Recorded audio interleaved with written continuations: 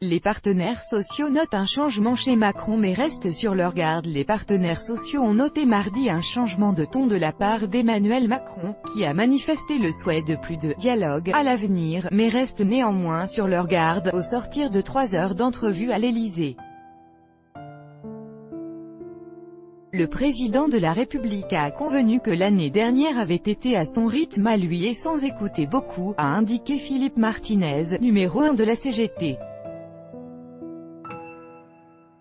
Parfois il en convient, mais il ne change pas, a-t-il ensuite commenté devant les journalistes dans la cour de l'Élysée. La CGT a insisté sur « la répartition des richesses, la souffrance au travail et les services publics de la santé », a-t-il précisé. On a senti qu'il y avait une volonté de revenir, selon les termes du président de la République, à une république contractuelle, et à une forme de dialogue entre organisations syndicales et patronales et l'État, a expliqué Laurent Berger, numéro 1 de la CFDT. Emmanuel Macron a ainsi annoncé qu'il y aurait à la rentrée des bilatérales avec le Premier ministre sur un certain nombre de sujets, et une multilatérale, sur l'assurance chômage et la santé au travail. Pascal Pavageau, secrétaire général de FO, a salué les signaux donnés par le chef de l'État, dans la volonté renouvelée de travailler avec les interlocuteurs sociaux.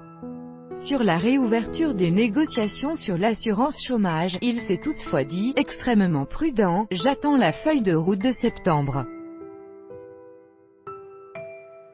Côté patronat, François Asselin, CPME, a vu dans cette réunion un vrai tournant. Le président a dit pendant la première année de mandat, il fallait débloquer certaines situations, je suis allé vite, je l'assume, et maintenant je pense à une autre séquence où je vais avoir besoin de m'appuyer sur les corps intermédiaires, a-t-il décrit.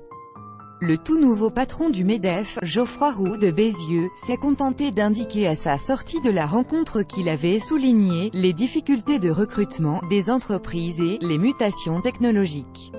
Tout droit de reproduction et de représentation réservé, copyright 2018, Agence France Presse.